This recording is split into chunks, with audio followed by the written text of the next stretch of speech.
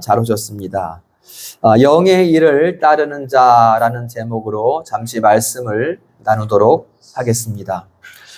우리 하나님은 유일하신 한 분 하나님이십니다. 이것은 우리의 온전한 고백이 되겠습니다. 그 한 분 하나님께서 삼위일체로 계신다. 이것도 우리의 교리적인 고백이 됩니다.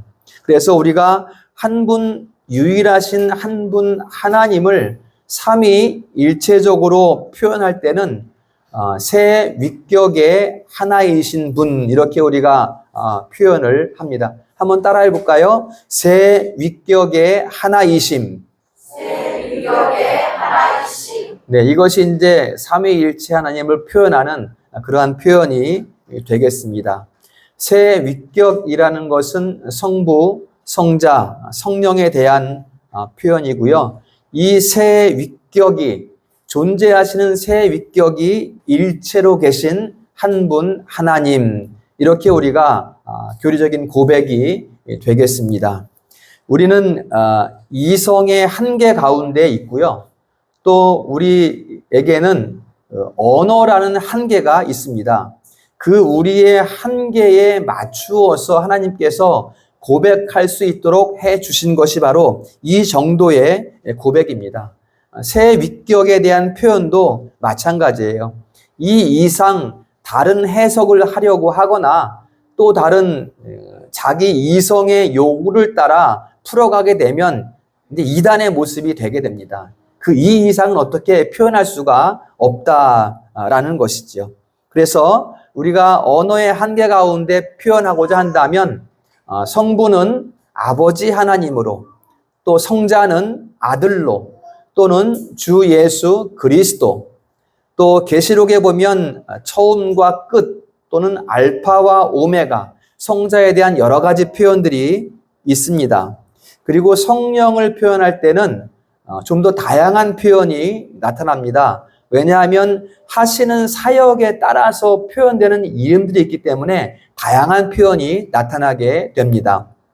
첫 번째로 보면 임마누엘의 영이다, 이렇게 표현이 됩니다. 임마누엘이라는 것은 우리에게 오셔서 우리를 떠나지 아니하시는, 우리 속에 계시고 우리와 함께 계시는 그 하나님을 표현할 때 임마누엘의 영, 이렇게 말하고요.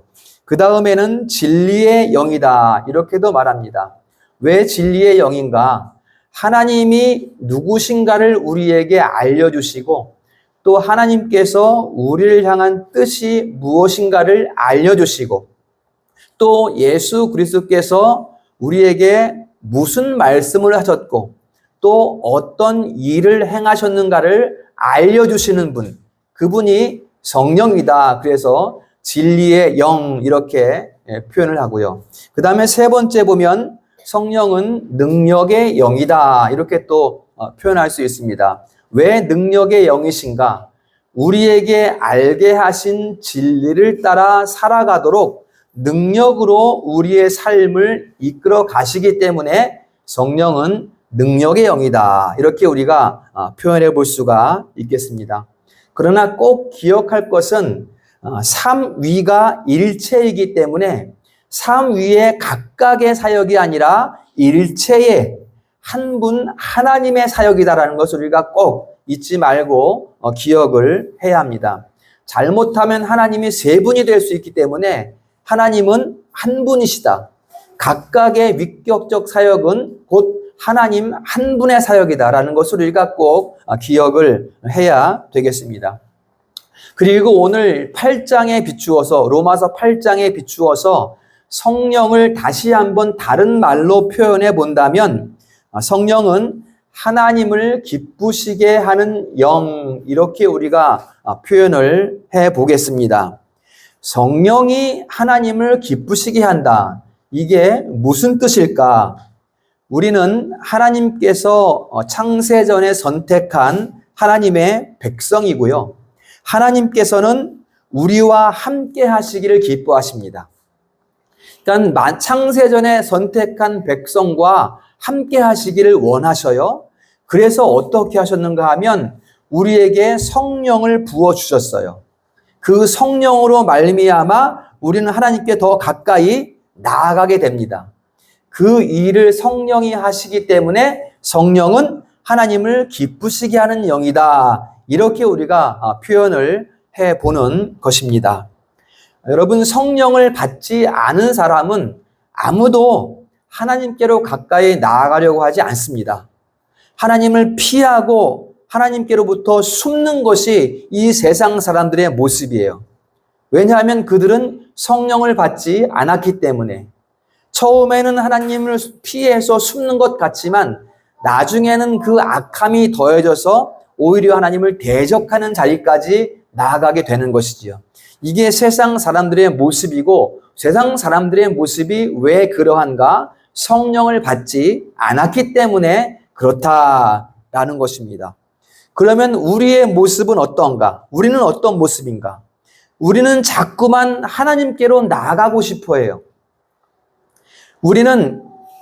우리가 다가갈 수 없는 빛에 거하시는 그 하나님, 어미하시고 존귀하시고 영광 가운데 계신, 감히 우리가 나아갈 수 없는 그 하나님께 점점 가까이 나가기를 원해요. 왜 그렇습니까? 그것이 하나님의 기뻐하신 뜻이고, 그 기뻐하신 뜻을 따라 우리를 이끌어 가시는 성령의 역사로 말미암아 그렇게 되는 것이죠. 하나님이 그것을 기뻐하시는 거예요. 그래서 우리를 그렇게 이끌어 가신다라는 것입니다. 언제, 어디서, 어떻게 그렇게 되었는지 우리는 다 알 수 없어요. 우리가 희미하게 생각해 볼 수는 있겠지만 우리가 다 알려고 해서도 안 돼요. 몇 월 며칠 날 내가 하나님을 만났다, 이렇게까지 말할 필요가 없어요. 그건 정확하지 않아요. 그건 우리의 생각이에요. 하나님은 이미 우리를 창세 전에 선택하시고 역사상 어느 때 우리를 부르신 거기 때문에 언제, 어디서, 어떻게 우리는 그것을 다 알 수가 없습니다. 그러나 하나님께서는 그렇게 하셨습니다. 그러니까 하나님은 오늘도 당신의 기뻐하시는 뜻을 따라서 성령의 역사로 말미암아 우리가 더 하나님께 가까이 나아갈 수 있도록, 나아가도록 역사하고 계시다, 일하고 계시다라는 것을 우리가 분명하게, 확실하게 알 수가 있는 것입니다. 그래서 우리가 나는 지금까지 어떻게 하나님을 기쁘시게 할까 몰랐는데 그게 이제 무엇인지 알게 되었어요. 우리가 하나님을 어떻게 기쁘게 해드릴 수 있는가? 하나님께 나아가는 거예요. 하나님께 나아가는 것 외에 우리가 할 수 있는 게 없어요. 어떻게, 무슨 마음으로 우리가 하나님께 나아갈 수 있습니까? 하나님을 기뻐하지 않으면 하나님께 나아갈 수가 없어요. 우리 가운데 성령으로 말미암아, 성령의 역사로 말미암아 우리는, 우리 속 사람이 하나님을 기뻐해요. 그렇기 때문에 우리는 하나님께 나아가게 되는 것입니다. 우리가 공부하고 있는 대요리, 소요리, 문답 그 첫 번째에서도 무엇을 가르치고 있는가 하면 사람의 제일 되는 목적이 하나님을 영화롭게 하고 하나님을 영원토록 즐거워하는 것이다. 이렇게 우리에게 가르쳐주고 있습니다. 이것이 하나님과 우리와의 관계예요. 우리는 하나님을 기쁘시게, 영광을 돌리도록 그런 목적을 가지고 창조되었고, 하나님은 그 창조의 목적에 따라 우리를 이끌어가고 계시고, 우리로서는 안 되기 때문에 우리 가운데 성령을 부으셔서 그렇게 우리 삶을 이끌어가고 계신다. 그리고 그것을 통해서 하나님께서는 영광을 받으시는 거예요. 우리가 막 뭘 열심히 해서 막 뭘 만들어서 하나님께 드려서 영광을 받으시는 것이 아니라 하나님께서 뜻하신 목적대로 그 피조물의 자리에서 하나님께서 원하시는 대로 하나님께 나아감, 그것이 바로 하나님께 영광이 되는 것입니다. 우리가 무엇을 해서 여러분 하나님을 기쁘시게 하겠습니까? 하나님은 이미 완전하신 영광이요, 더 이상 채우실 것이 없는 분이에요. 이미 영광 가운데 계신 분이에요. 꽉 찬 영광 가운데. 근데 피조물인 우리가 무엇을 하나님을 기쁘시게 하겠어요? 아닙니다. 하나님은 이미 전지하시고 이미 전능하신 분이에요. 그러니까 내가 그리스도의 이름으로 큰일을 해보겠다. 내가 지금 뭔가 하나님 위해서 뭔가 하고 싶다. 이런 마음을 갖는 것도 중요하지만 하나님의 큰 일은 하나님께서 친히 이루신다. 하나님께서 친히 이루시는 거예요. 거기에 우리가 도구로 사용되는 것뿐이에요. 우리가 무엇을 하는 게 아니라는 것입니다. 친히 이루심을 통하여 우리를 통하여 이루시고 그것으로 영광을 받으시고 그것을 우리의 상급이라고 또 칭해 주시는 거예요. 이게 은혜 위에 은혜라는 것입니다. 우리는 은혜를 받고 또 은혜를 받은 하나님의 자녀이다라는 것을 우리가 알 수가 있습니다. 그런데 지금 인류의 상태는 어떻게 되었는가? 여러분, 아담이 죄를 지으니까 어떻게 됩니까? 하나님을 피해서 나무 뒤로 숨습니다. 창세기 3장 10절에 보면 여러분 이게 중요합니다. 잘 들어보세요. 내가 동산에서 하나님의 소리를 듣고 내가 벗었으므로 두려워하여 숨었나이다. 이렇게 아담이 이야기를 해요. 하나님 앞에 이야기를 해요. 잘 보세요, 여러분. 하나님의 소리를 듣고 내가 벗었으므로 두려워서 숨었다. 이렇게 말하거든요. 여러분, 이게 지금 어떤 상태가 되는 거예요? 원래 아담의 상태는 죄를 짓기 전에 아담의 상태는 하나님을 가까이 하는 상태예요. 하나님께서 베푸신 동산을 누리는 상태예요. 하나님과 날마다 깊은 교제 가운데에 기쁜 삶을 살아가는 그런 존재였어요. 근데 지금 어떻게 바뀐 거예요? 이제는 내 조건을 보는 관계로 바뀐 거예요. 내가 내 조건을 보는 거예요. 하나님은 벌거 벗었든지 뭐 머리가 길든지 짧든지 눈이 두 개든지 다 두 개지만 그렇죠? 다 어떻게 팔이 하나 있든지 없든지 그냥 그대로 기뻐하시거든요. 같이 있기를, 자녀와 같이 있는 것을 기뻐하시거든요. 근데 죄를 지으니까 사람이 어떻게 바뀌었어요? 내가 내 조건에 따라서 하나님을 바라보는 거예요. 이게 이제 공로의 상태로 바뀐 거예요. 하나님과 나의 관계가 공로의 상태로 바뀌어버리는 거예요. 여러분, 이게 죄인의 모습입니다. 공로의 관계로 뒤바뀌어버린 상태가 죄인의 모습이에요. 내가 잘한 것이 있으면 그 잘한 공로를 가지고 하나님 앞에 나아가고, 내가 잘못한 것이 있으면 나무 뒤로 숨고, 내가 무엇을 나타낼 것이 있으면, 내가 좋은 것을 가지고 있으면 하나님 앞으로 나아가고, 나쁜 것이 있을 때는 숨고, 이것이 은혜 받지 못한 전형적인 죄인의 모습입니다. 이게 인류의 상태예요. 그러나 우리는 다르다는 거예요. 우리는 어떻게 다릅니까? 우리는 어떤 상태예요? 여러분, 우리가 스스로 우리를 돌아볼 때 우리도 문득 숨고 싶을 때가 있어요. 나무 뒤로. 그럴 때가 있죠. 그렇죠? 연약한 피조물의 상태이기 때문에 문득 그렇게 될 때가 있어요. 죄로 인한 수치심 때문에 우리가 완벽해야 죄를 짓지 않을 수 있는데 완벽하지 않기 때문에 우리가 불현듯 죄를 짓게 되잖아요. 그래서 그 죄로 인한 수치심 때문에 두려워하여 숨었나이다. 이런 상태가, 이런 마음이 들 때가 있는 것이죠. 그런데 우리는 숨는 것이 아니라 우리 안에 계신 성령의 역사로 말미암아 어떻게 바뀌었어요? 내 수치심 때문에 나무 뒤로 숨는 것이 아니라 내 수치심을 그대로 가지고 하나님 앞에 나간단 말이에요. 이게 바뀌어진 우리의 모습이에요. 아담이 바뀌어져서 나무 뒤로 숨는 상태에서 이제는 그 숨는 상태에서 다시 바뀌어서 하나님 앞에 그대로 나아가게 되었다라는 것입니다. 내 죄를 보면 수치스러워요. 내 죄를 보면 하나님 앞에 나아가기가 두려워요. 그렇지만 그대로 그걸 가지고 하나님 앞에 나아가는 거예요. 어떻게 나아갑니까? 내 안에 계신 성령의 역사로 말미암아. 내 힘으로는 안 돼요. 나로서는 나무 뒤에 숨을 수밖에 없는데 내 안에 계신 성령의 역사로 말미암아 우리는 부끄러움을 가지고 보좌 앞으로 달려나가는 거예요. 그냥 보좌 앞으로 달려나가는 거예요. 눈물을 흘리면서 달려나가는 거예요. 눈물을 흘리면서. 어떤 눈물이에요? 기쁨의 눈물이에요. 왜 기뻐요? 나아가면 사해 주시기 때문에 기쁨으로 나아가는 거예요. 어릴 때 동네 형아가 때리면 막 울면서 엄마한테 가서 일로 주로 막 달려가잖아요. 그렇죠? 엄마가 이건 틀림없이 해결해 주실 거야 라고 엄마를 믿는 마음으로 막 달려가잖아요. 울면서. 그렇죠? 딱 그 마음이에요. 달려가면 하나님께서 어떻게 해줘요? 안아주시는 거예요. 괜찮아 아들아. 괜찮아 딸아. 내가 너의 아버지야. 이게 하나님께서 우리에 대한 모습이란 말이에요.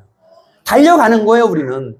내가 뭐 먼지가 묻었든지 뭐 때가 묻었든지 상관없어요. 이게 바로 영의 일을 따르는 사람들의 모습이라는 것입니다. 아무리 부끄러운 것이 있어도 그냥 하나님께 의지하면서 나아가는 거예요. 이게 여러분 최고로 지혜로운 자녀의 상태예요. 우리 성도들이 이런 상태가 되기를 축복합니다. 내 상태가 어떠하든지 관계없어요. 그냥 하나님께 나아가면 되는 거예요, 여러분.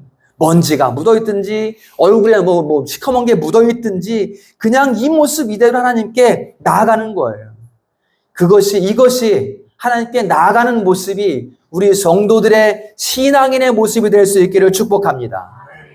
여기에서 이제 세상 속에 있는 사람의, 육체 속에 있는 사람의 두려움과 또 영의 일을 쫓는 사람의, 영적인 사람의 경외가 이제 나누어지게 됩니다.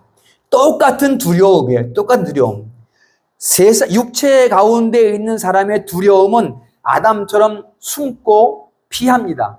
그러나 하나님을 경외하는 자들은 두려움에도 불구하고 하나님께로 더 가까이 나아가게 되는 거예요.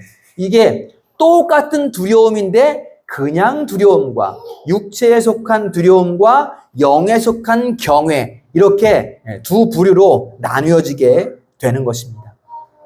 나의 죄된 모습, 나의 허물, 내가 죄악 속에 살아가고 있는 내 삶의 영역 이런 것들로 인해서 하나님 앞에 내가 두렵지만 그대로 나아간단 말이에요. 그대로. 두렵지만 나아간단 말이에요. 그래서 여러분 경외에는 우리가 하나님에 대한 경외에는 항상 두 가지가 함께 있어요. 두려움이 있어요. 그러나 그 두려움과 함께 기쁨이 있습니다.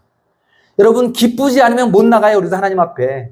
그러나 그 경외 안에는 우리를 용서하시고 안으시고 정결케 하신다는 은혜가 담겨 있기 때문에 우리는 담대하게 하나님 앞에 두려움 가운데서도 나아갈 수 있다. 이게 우리가 가지고 있는 경외의 심입니다. 하나님에 대한 경외의 마음입니다. 여러분, 하나님은 이렇게 하나님 앞에 경외함으로 나아오는 자를 기뻐하십니다. 하나님은 말을 잘한다고 기뻐하시는 게 아니에요. 뭐 힘이 세다고 기뻐하시는 게 아니에요. 경외하는 마음으로 그냥 하나님 앞에 나아가는 자, 그리고 하나님 앞에 그대로 간구하는 자, 자기 속을 허리도 없이 숨김없이 그대로 아뢰는 자, 이런 사람들을 하나님은 기뻐하시는 것입니다. 그렇게 본다면 우리는 바로 예수 그리스도 안에서 성령의 임재 가운데 있기 때문에 우리는 믿으십니까? 우리는 예수 그리스도 안에서 성령의 임재 가운데 있어요. 우리는 하나님과 직통적으로 통할 수 없습니다. 거래하는 것이 아니라 하나님께 통할 수 없어요. 우리는 예수 그리스도 안에서 반드시 따라합니다. 예수 그리스도 안에서. 네.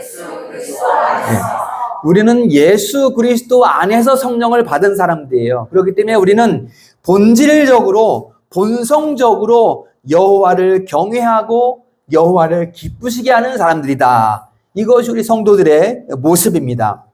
이것이 영의 일을 따르는 성도들의 모습이고 바로 우리 성도들이 영의 일을 따르는 사람들입니다. 믿으시기를 축원합니다. 여러분, 우리가 죄를 지으면 바로 이 경외부터 막혀요. 경외부터. 우리가 죄를 지으면 구원을 못 받는 것이 아니라 우리는 이미 구원을 받았으나 죄를 지으면 경외가 막혀버려요. 그래서 구원받았는데도 하나님 앞에 나아가는 것이 어려워지는 거예요. 이런 거 우리가 삶에서 경험하지 않습니까? 뭔가 나가야 되겠는데, 하나님을 떠나서는 안 되겠는데 잘 나아가지지가 않을 때가 있지 않습니까? 왜 그런가? 잘 성찰해 보셔야 돼요. 바로 내 안에 죄가 있기 때문이에요. 잘 안 나가지는 것은 우리 안에 죄가 있기 때문이다. 여러분, 우리는 연약하기 때문에 우리 가운데에는 여호와를 떠나려는 그러한 경향들이 주기적으로 나타나요. 뭐 주기적으로라고 해서 뭐 어느 시간에 꼭 나타난다는 것이 아니라 그러한 습성들이 있어요. 습성들이.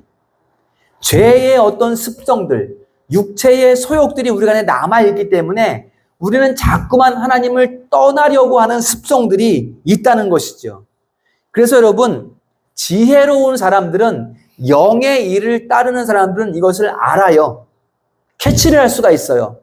내가 좀 이상하다. 내 상태가 좀 안 좋은 것 같아. 라고 생각이 들면 영의 일을 따르는 사람들은, 지혜 있는 사람들은 바로 그 상태로 하나님 앞에 나아가요. 그런 지략을 발휘합니다. 이게 이제 영적으로 깨어있는 성도의 모습이 되는 거예요. 그냥 놔두면 안 돼요. 그냥 놔두면 점점 경외가 막혀버리기 때문에 하나님 앞에 나아갈 수가 없게 된단 말이에요. 그래서 조금 이상하다 싶을 때는 그냥 나가는 거, 하나님 앞에. 그 모습 가지고 나아가서 하나님, 내 모습이 이러한데 하나님 나를 붙들어 주세요. 씻어 주세요. 닦아 주세요. 내가 하나님과 깊은 교제 가운데 있기를 원합니다 하고 기도하는 것이죠. 그러면 내 안에 있는 성령의 역사로 말미암아 또 회복되는 거예요. 이게 우리의 삶의 모습이 되어야 한다는 것입니다. 우리는 완벽하지 않기 때문에, 완전하지 않기 때문에 날마다 이러한 기도의 삶으로 하나님 앞에 나아가는 경외의 삶이 될 때 우리는 조금씩 회복되어지고 조금씩 완전함을 향해 나아가는 그러한 삶이 될 수 있다는 것입니다. 우리 성도들이 그런 삶이 될 수가 있어야 됩니다. 여호와의 말씀에 귀를 기울여야 돼요. 우리가 어떻게 내 상태 조금 이상하다는 것을 느낄 수 있습니까? 여호와의 말씀에 귀를 기울일 때예요. 요한계시록 3장 20절에 보면 주님께서 마음의 문을 두드려요. 그 두드리는 소리를 들어야 되잖아요. 그런데 죄로 인해서 경외가 막히면 이 소리를 들을 수가 없단 말이에요. 그러나 영의 일을 따르는 자는 그 소리에 민감해요. 말씀에 귀를 기울이니까 문을 두드리는 소리가 들려요. 그러니까 어떻게 합니까? 문을 활짝 여는 거예요. 활짝 열어드리는 거예요. 문을 활짝 여니까 어떻게 돼요? 내가 너와 더불어 먹고 네가 나와 더불어 먹으리라. 기쁨을 누리는 관계가 되는 거예요. 우리는 날마다 이것을 회복해야, 날마다. 일주일의 삶 가운데, 세상 가운데 있을 때 다시 주일의 삶에 예배로 나와서 이걸 다시 회복하고 또 회복하고 또 회복하고, 이것이 우리 성도의 삶이 되어야 하는 것입니다. 바로 이런 사람들이 여호와를 경외하는 사람들이고, 바로 이런 사람들이 영의 일을 따르는 성도의 모습이 되는 것입니다. 오늘 8절에 보면 육체에 속한 사람들의 모습을 말씀해주고 있습니다. 우리는 꼭 기억할 것은 우리는 영에 속한 사람들입니다. 그런데 육체에 속한 사람들의 모습이 어떠한가를 보여주는 것은 왜인가? 우리에게 경계심을 갖게 하기 위해서예요. 경계심을 갖게 하기 위해서 우리가 이러한 모습이 되면 안 된다는 것을 오늘 본문 가운데에서 말씀해주고 있습니다. 자, 8절에 보니까 육신에 있는 자들은 하나님을 기쁘시게 할 수 없느니라 그랬어요.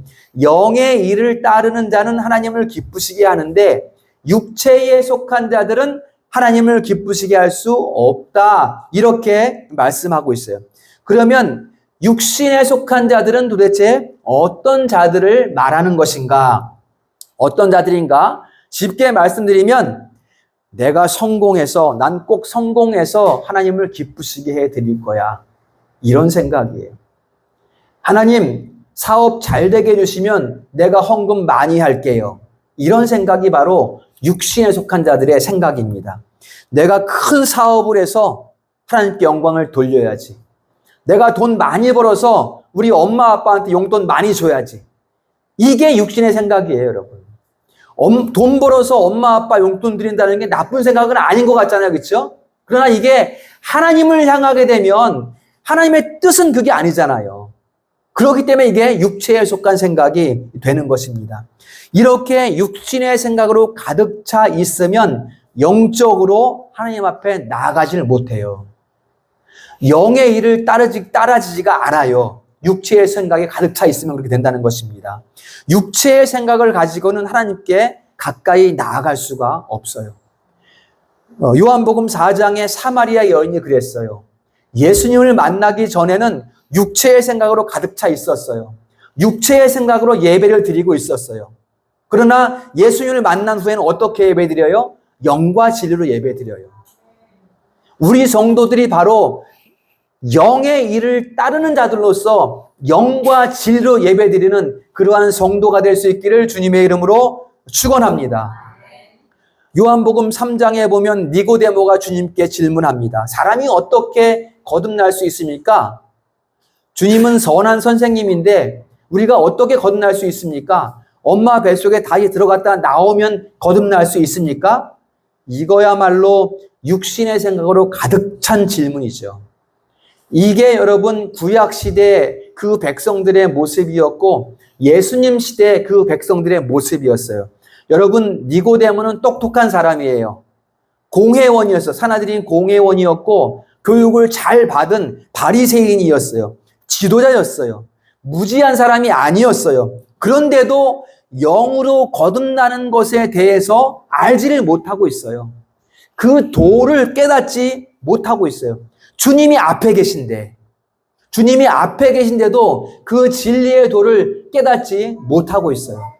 이 시대로 본다면 성령이 우리 가운데 계심에도 불구하고 진리에 대해서 무감각해져 있다는 것입니다. 그래서 계속해서 육체의 일을 생각하게 된다는 거예요. 진리에 무감각해져서. 바로 육신의 생각에 잠겨 있으면 이렇게 된다라는 것을 성경이 우리에게 교훈하고 있는 것입니다. 어떻게 주님이 앞에 계신데 그것을 모를 수가 있는가? 여러분, 이것은 니고데모만의 이야기가 아니라는 것을 우리가 생각을 하셔야 돼요. 지금 이 시대에도 성령으로 거듭난다는 말씀을 여전히 어떤 신화적으로 이해하는 이 그리스도인들이 많이 있다는 거예요. 그분이 역사적으로 실제적으로 내 안에 계신 것을 인정하지 못하는 신자들이 많이 있다는 거예요. 여러분, 성령은 지금 여러분 가운데 계심을 믿으시기를 축원합니다. 여러분, 역사상 실제적인 사건이었어요. 여러분, 오순절 성령 강림 사건. 자기가 하나님께서 친히 택한 백성들 가운데 성령으로 임하신 거예요. 곧 하나님께서 우리 속에 계시고 우리와 함께 계시고 요한복음 14장 17절에 이게 실제적인 사건이라는 것입니다. 그런데 그 실제적인 사건을 아직도 옛날 이야기처럼 동화처럼 이해하는 그런 신자들이 있다. 곧 그 신자들은 어떤 사람들이에요? 육신의 생각에 가득 차 있는 사람들이에요. 내 이성으로 이해하는 사람들이란 내 이성으로. 이것은 아무리 성경이라고 해도 이것은 도무지 있을 수 없는 일이야.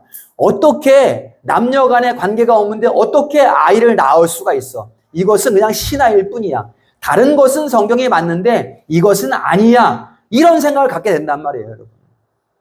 이게 비단 성도들의 생각만이 아니라 신학자들도 이런 생각 가지고 있는 사람들이 많이 있단 말이에요, 이 시대에는. 얼마나 혼탁한 시대입니까?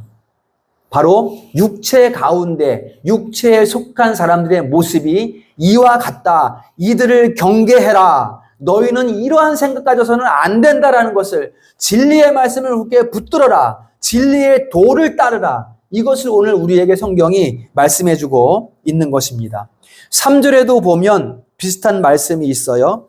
율법이 육신으로 말미암아 연약하여 할 수 없는 그것을 하나님은 하시나니 이렇게 말씀했어요. 육신으로 말미암아 연약하다라는 것은 바로 육신의 매인 상태를 말하는 거예요. 육체의 생각에 매여 있는 그 상태를 말하는 거예요. 영으로 살지 않고 영의 일을 따르지 않고 육신에 매여 있는 사람, 육체의 정욕에 매여 있는 사람, 그렇기 때문에 율법을 지킬 수 없다. 하나님의 법을 지키기 위해서는 어떻게 해야 돼요? 우리가 하나님 앞에 나아가야 돼요. 어떻게 해요? 그리스도 안에서 나아가야 돼요. 그리스도께서 율법의 마침이 되셨기 때문에 우리는 내 자리에 가만히 있는 것이 아니라 그리스도 안에서 하나님 앞에 나아가야 되는 거예요. 그것이 곧 율법의 성취이고 다 지키신 의가 되는 것입니다. 우리가 바로 그 자리에 서야 되는 거예요. 그 자리에. 그것이 하나님이 기뻐하시는 자리잖아요. 어디가요? 하나님께 가까이 나아가는 그 자리. 그리스도 안에서. 우리 성도들이 그 자리에 나아가야 된다는 것입니다. 한번 따라하겠습니다. 여호와를 즐거워하는 것이 우리에게 힘이니라. 할렐루야. 우리 마음속에 여호와를 즐거워하는 것이 있으면 그것이 우리 삶의 능력이 되는 것입니다. 여호와를 즐거워하면 우리 삶에 과학적으로 설명할 수 없는 일이 일어난단 말이에요. 어떤 법칙으로 설명할 수 없는 일이 일어난단 말이에요. 우리가 여호와를 기뻐하고 여호와 앞에 나아가면 우리가 알 수 없는 일들이 우리 삶 가운데 일어나게 된다는 것입니다. 우리가 어떻게 하여 이러한 은혜를 받았는가? 바로 3절과 4절 사이에 그 은혜의 비밀이 숨겨져 있습니다.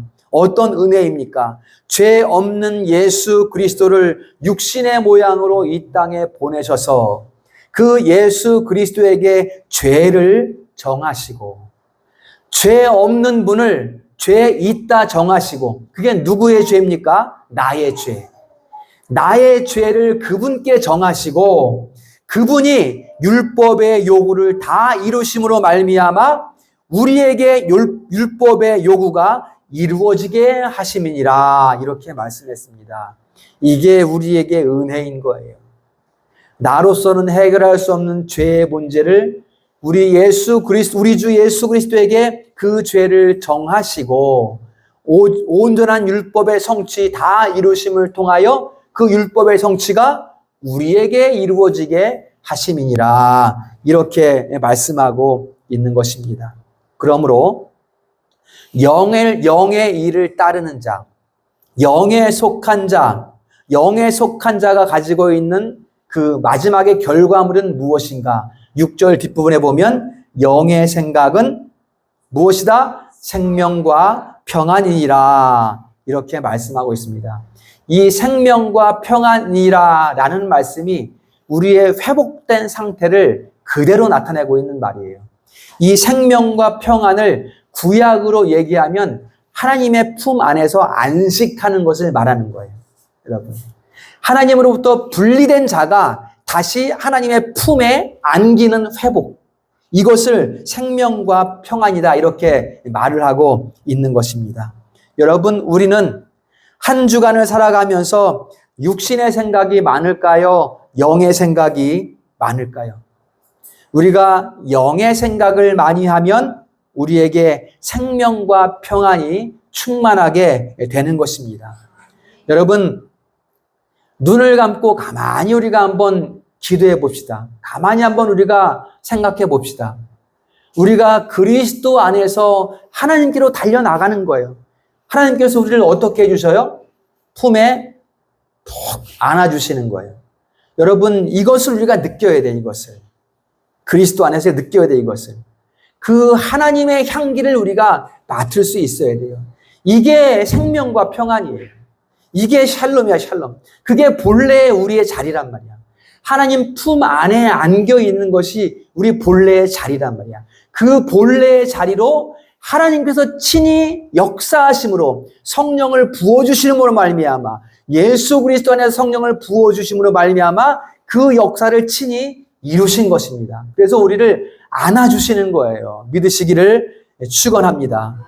우리 성도들이 하나님의 향기를 맡을 수 있기를 축복합니다. 로마서 8장이 성화의 장이라고 말씀드렸어요. 이것을 말씀하고 있습니다. 로마서 6장, 7장, 8장이 이것을 말해주고 있어요. 성령의 임재 가운데에 살아가는 성도의 삶에 대해서 로마서 8장이 우리에게 말씀해주고 있는 거예요. 거듭난 사람이 어떻게 하나님을 영화롭게 할까? 다른 것이 없습니다. 하나님께 나아가는 거예요. 그리스도 안에서 하나님의 품 안에 머무는 거예요, 여러분. 그것으로 말미암아 하나님을 영화롭게 하는 거예요. 우리 인류가 하나님을 기쁘시게 하는 일은 이 방법 외에는 없어요.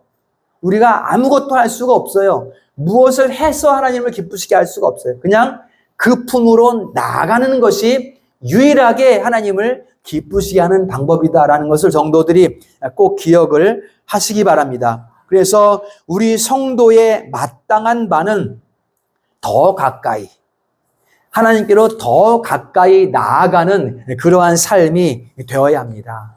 아까 말씀드린 것처럼 하나님께로 나아가면 능력이 생깁니다. 하나님께로 나아가면 없던 힘이 생겨요. 하나님께로 나아가면 없던 지혜가 생겨요. 공부를 맨날 빵점 맞고 20점 맞고 30점 맞았는데 하나님께로 가까이 나아가면 점점 성적이 올라가는 거예요. 이해할 수 없어요. 똑같이 공부할 뿐인데 그게 된단 말이에요. 우리가 이해할 수 없는, 과학적으로 증명할 수 없는 일들이 우리 삶 가운데 나타나게 된다는 것입니다. 왜 그렇게 됩니까? 하나님과 친밀한 관계 가운데 있으니까 지혜를 주시고 총명함을 주시고 하늘의 신령한 은혜들을 부어주시기 때문에 우리의 상태가 바뀌는 거예요, 점점. 성령의 은혜 가운데에서. 이것이 우리 성도들의 삶이 되기를 주님의 이름으로 축원합니다. 이것이 영의 일을 따르는 신자들의 모습이다. 그러므로 사랑하는 성도 여러분, 우리 안에 계신 성령의 역사로 말미암아 여호와께 즐거이 더 가까이 나아가는 그러한 삶이 되시기를 주님의 이름으로 축원합니다. 말씀을 정리하겠습니다. 주님께로, 하나님께로 나아가게 하는 복을 우리가 누리게 하시기 위해서 하나님께서는 우리에게 성령을 부어주셨습니다. 성령을 부어주셨다는 것은 친히 우리 안에 오셨다는 것이죠. 그래서 우리가 하나님을 기뻐하게 되었고요. 하나님을 기쁘시게 하는 삶을 되었다라는 것을 성경이 우리에게 말씀해주고 있습니다. 그러므로 여러분, 우리가 무엇을 한다, 무엇을 예배를 드린다, 무엇을 한다라기 전에 우리는 먼저 감사가 있어야 됩니다. 우리가 무엇을 해서 그 자리에 이른 것이 아니라 하나님께서 친히 우리 안에 오심으로 말미암아 그 역사를 이루셨기 때문에, 우리 삶을 이루셨기 때문에 우리에게는 가장 먼저 감사가 있어야 합니다. 어떤 감사입니까? 성령을 우리에게 부어주신 은혜에 대한 감사가 있어야 합니다. 그래서 우리에게는 항상 송영이 있죠. 예배를 시작하면서도 우리는 송영을 드리죠. 찬미를 올려드린다겠죠? 이게 바로 감사의 표현인 것입니다. 우리가 예배 때 항상 기쁨과 감사로 먼저 시작하잖아요. 기도할 때도 먼저 우리가 감사로 시작하잖아요. 바로 그러한 이 의미가 여기에 있는 것입니다. 그래서 우리 예배의 본질은 하나님을 기뻐하고 하나님을 즐거워하는 것이다. 그리고 이 주일의 예배 가운데 새로운 힘을 얻고 기쁨을 얻어서 이제 6일 동안 또다시 하나님을 기쁘시게 하는 그러한 삶을 추구하는 것이 우리 신자들의 삶의 모습이다라는 것을 우리가 말씀을 통해서 알 수가 있습니다. 우리 성도들의 삶이 어떤 것인가 잘 기억할 수 있기를 바랍니다. 보혜사 성령께서는 우리 속에 계시고 성도님들의 마음 속에 계시고 성도님들과 함께 계시고, 이것은 옛날 이야기가 아니라 실제적인 사건이다. 오늘 우리에게 있는 실제적인 사건이다라는 것을 여러분들이 꼭 기억하셔서 우리 성도님들이 여러분 속에 계신 역사하시는 성령의 역사를 따라가는 그러한 삶을 살아가는 성도들 다 될 수 있기를 주님의 이름으로 축원합니다. 거룩하고